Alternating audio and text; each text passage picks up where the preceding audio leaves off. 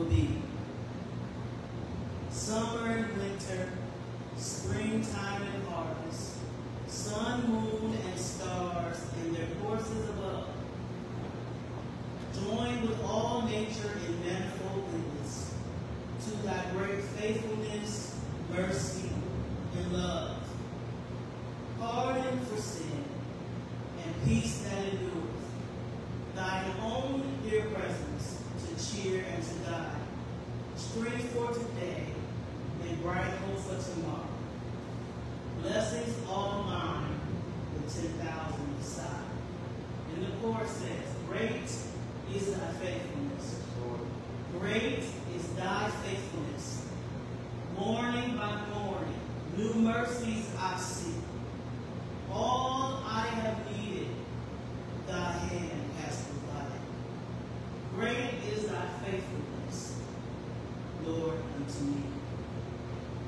We thank God for this moment, this opportunity to come together, to encourage each other, to give each other a nice hug and a holy kiss, and to just encourage, tell each other what God has done for us, and to hear a word from the Lord.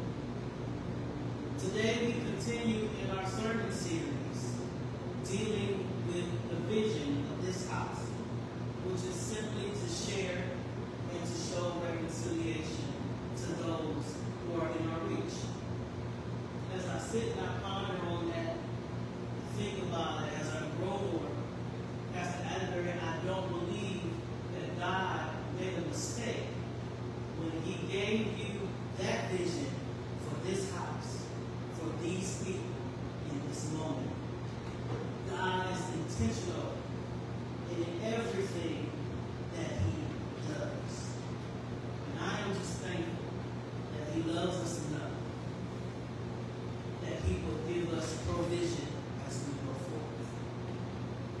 As people, we seem to struggle with putting down pride and picking up humility for the cause of reconciliation. And I don't know about y'all, but I'm kind of tired of being wrapped up and tied up and tangled in my own illusions of grandeur. Feeling that I'm so such a much, that I'm better than the next person, to the point where I handle them arrogantly and in a condescending way. I realize that it is time to get free. It's time to fix up some things that we broke.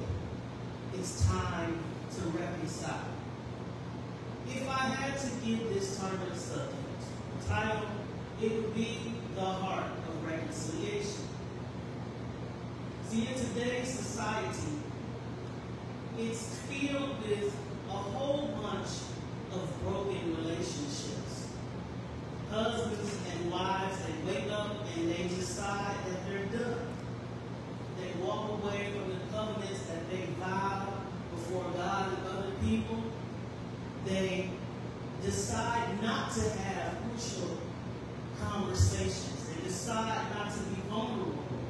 They decide not to work it out, no matter how hurtful, no matter how weird it may be, no matter how difficult it may be. People don't want to put in the hard work that it takes to exhaust all possibilities to try to fix what seems to be broken. People in relationships today have become so disposable. How arrogant are we in that regard, that we would discard people like yesterday's trash of hopelessness? We have mothers against daughters and sons against fathers, you name it. A huge combination of brokenness and resentment resulting in division. And I don't know about y'all, but I have heard that when we are divided, it is the opportunity, the prime opportunity for Satan to conquer. sinfulness, we try to cover up the stench of our mess. We use perfumes, we light incense. We dig holes, we bury it, and we run from things instead of choosing to deal with it directly head on and cleaning it up. I'm just trying to paint a picture of how we as people often handle guilt, how we handle shame, how we handle disappointment, and ultimately how we handle the need for reconciliation. In Luke chapter 15, verses 11 through 13, we find Jesus. He is teaching parables. He had just wrapped up 2 other parables where he talked about the lost coin, he talked about the lost sheep, and now he ends it with the prodigal son. And in short, what happened was the youngest son of 2 approached his father boldly out of order, in rebellion and disrespect. He dishonors his father by asking for his portion of inheritance. I don't know about y'all, but I don't know if he recognized how terribly offensive his request was to his father, or if he had even thought that far. Perhaps he was just simply caught up in wanting what he wanted when he wanted it right now. Who in their right mind looks forward to receiving an inheritance? Because to me, that says that when you receive the inheritance, that means that the giver, or the person that you are in relationship with, or that was connected to, the one who gifted you this, is no longer alive. And as I stand here, a fatherless daughter, for almost a year, in a few days, looking back in retrospect, I'd rather have my father back. And for nothing else but to hear his voice, to ask for his wisdom, or just to feel his breath on my skin. I'd rather have him over the inheritance.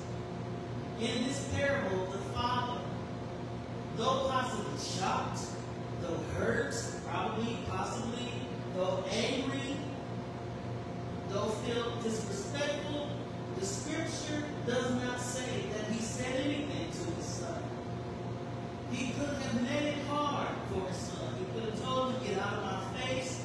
He could have punched him in the face. He could have made it hard for him to even receive an inheritance at all when he died. No, instead what he did was he honored his son's request and gave him what he asked for.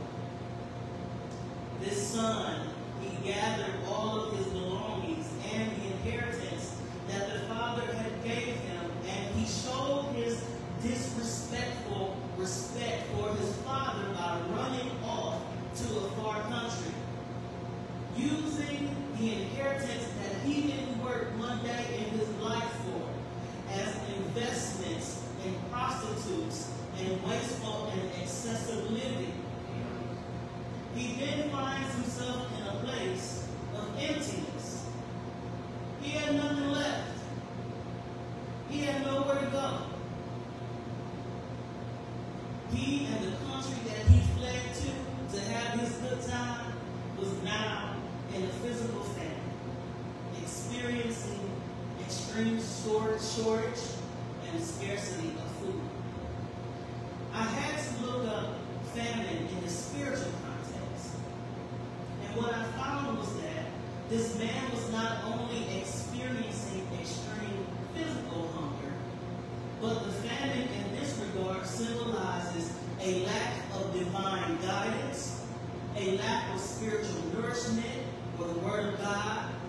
He's in a period of spiritual emptiness, moral decline, and sitting in the consequence of his disobedience.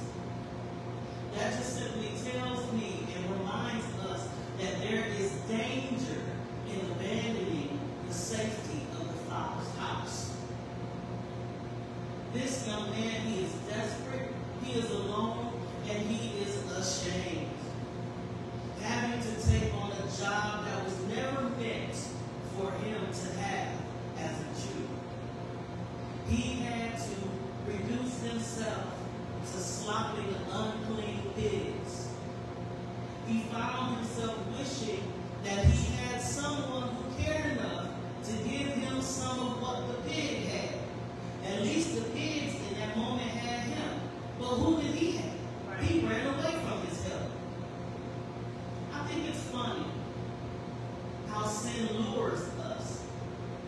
excitement of what seems to look good, but leaves us in a place of destitute.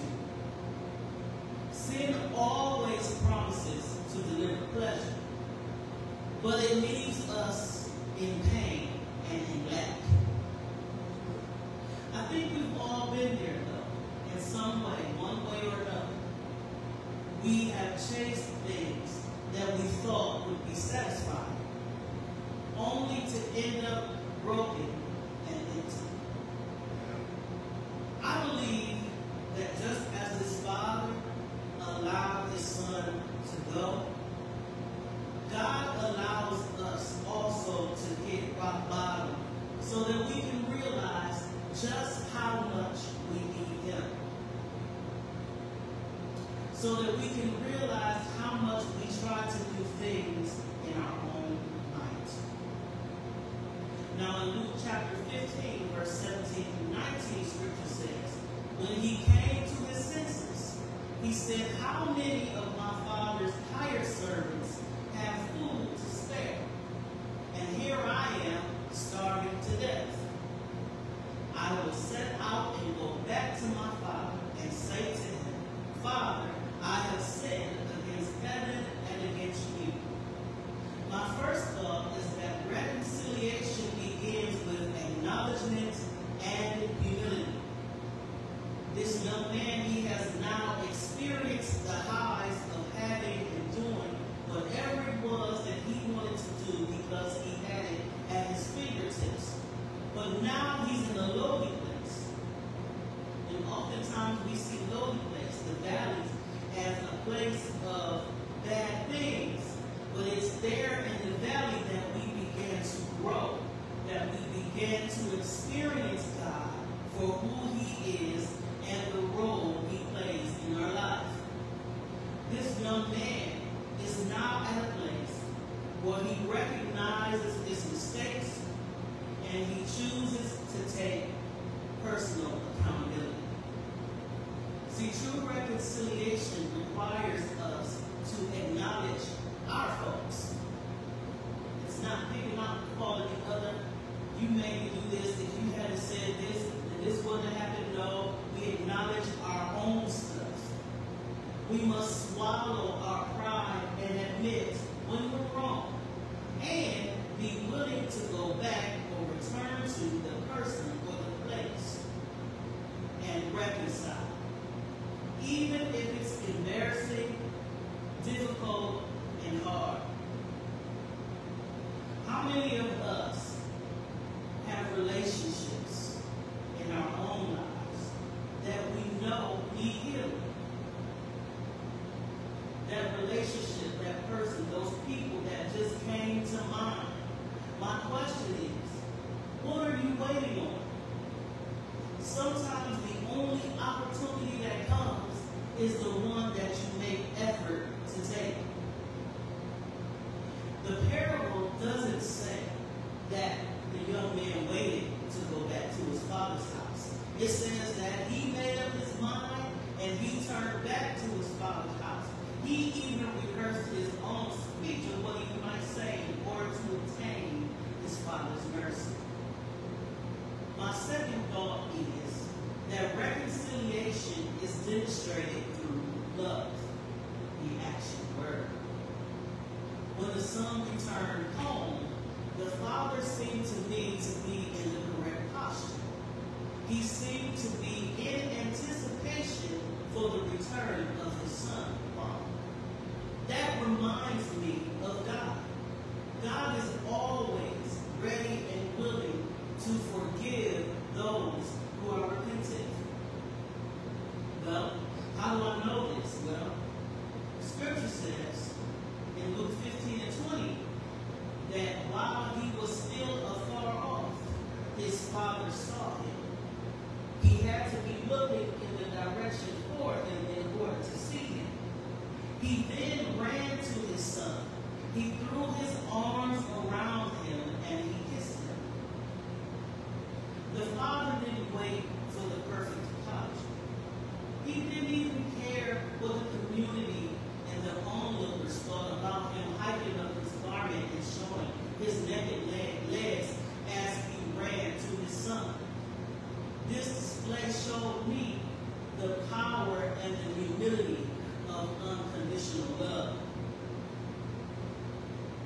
we share and we show reconciliation to those who are in our reach, we do this by taking steps towards restoration.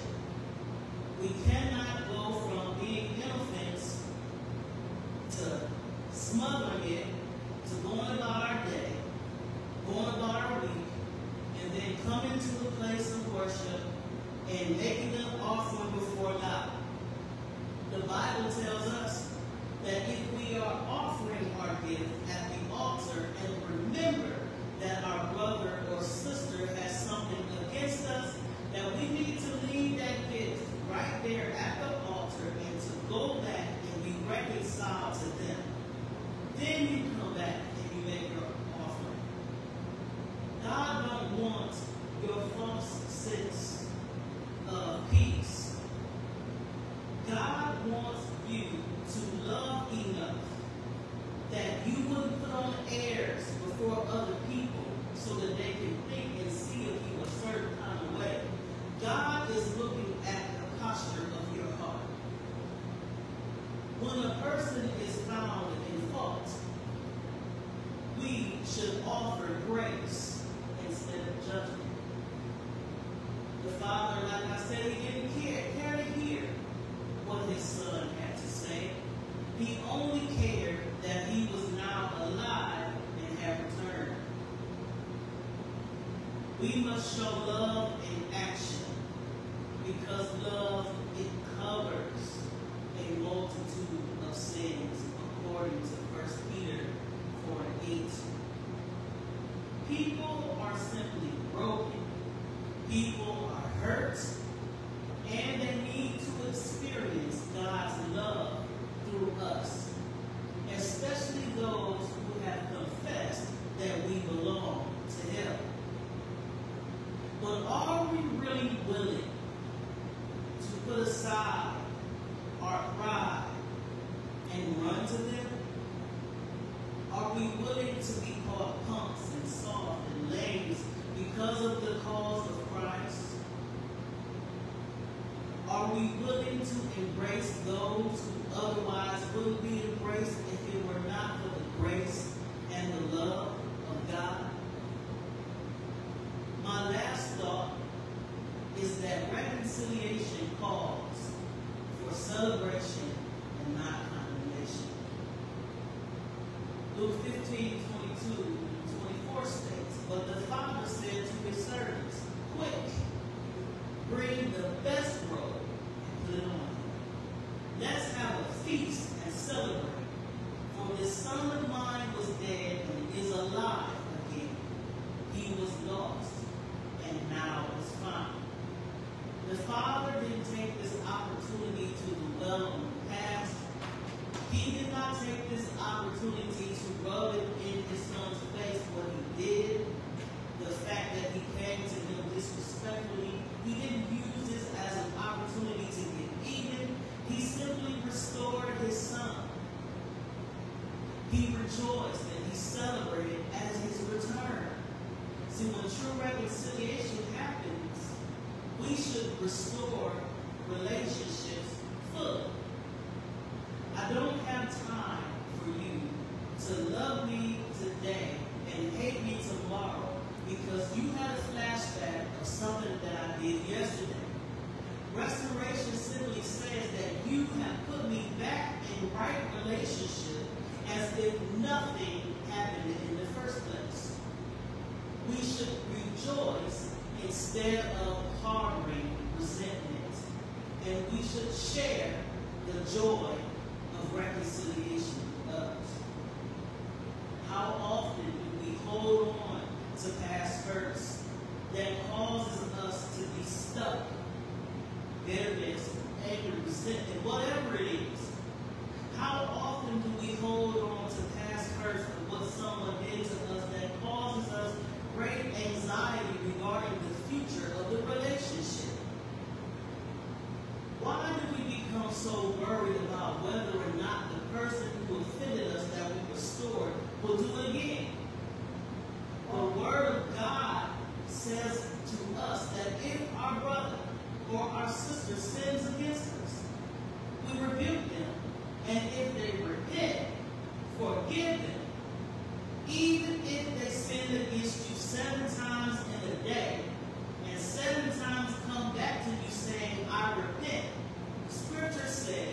you must forgive them.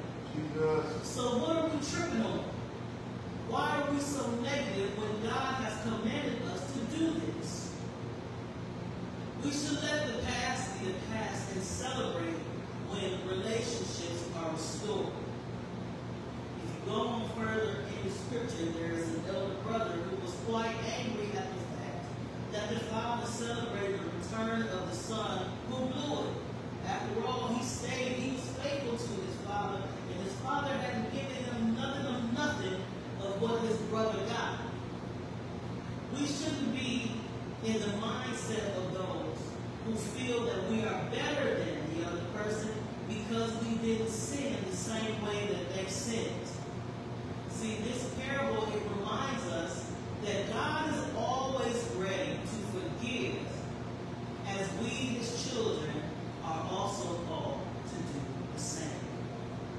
Whether we are the one who wandered away or the one who needs forgiveness, reconciliation is at the very heart of the gospel of Jesus Christ.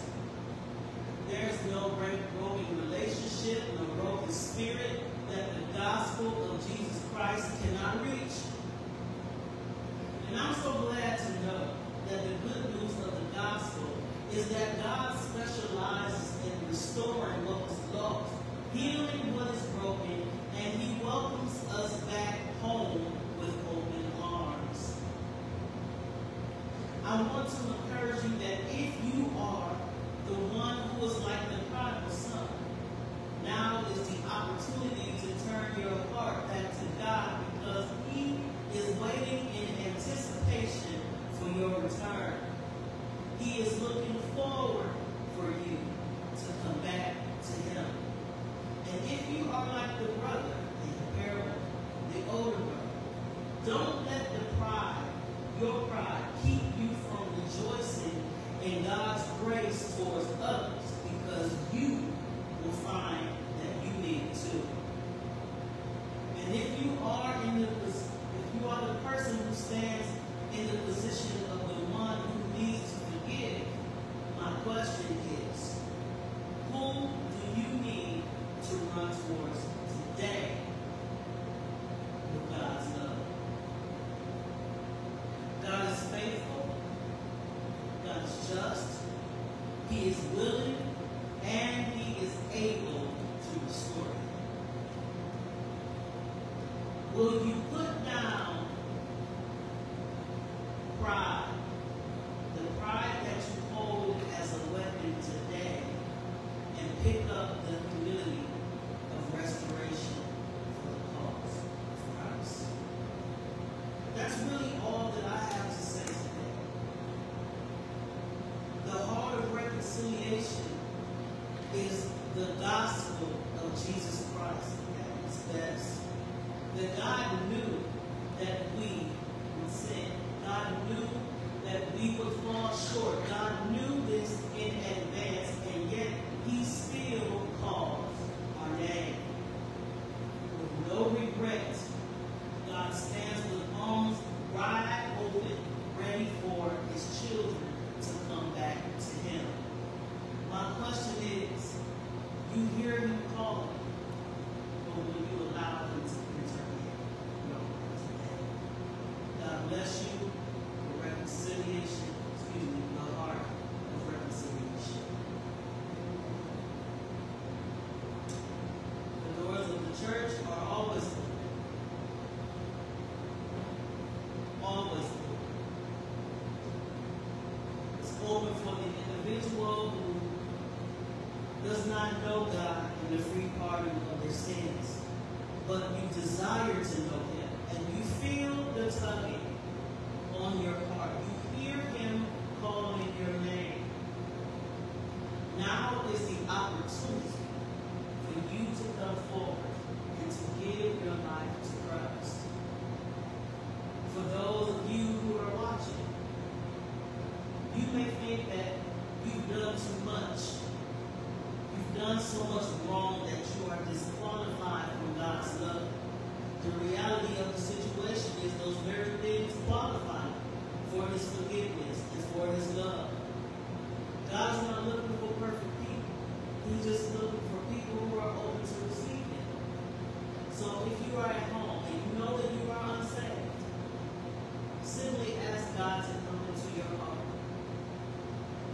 Make him Lord of your life. Begin to pick up your word and begin to read more about him so that you can understand what right relationship is. So that you can understand what is right and what is wrong, what is pleasing in the sight of God and what you need to turn from. You may be watching online and you say, well, I know God. I know God, I'm saved. I have no doubt that when I die, I am going to open up my eyes in eternity with the Lord. That's great. But you don't have a church home. Now is the opportunity for you to find a church home. Our scope is always open. Our arms are open. We would love for you to come and join us on Sundays at 12:30. And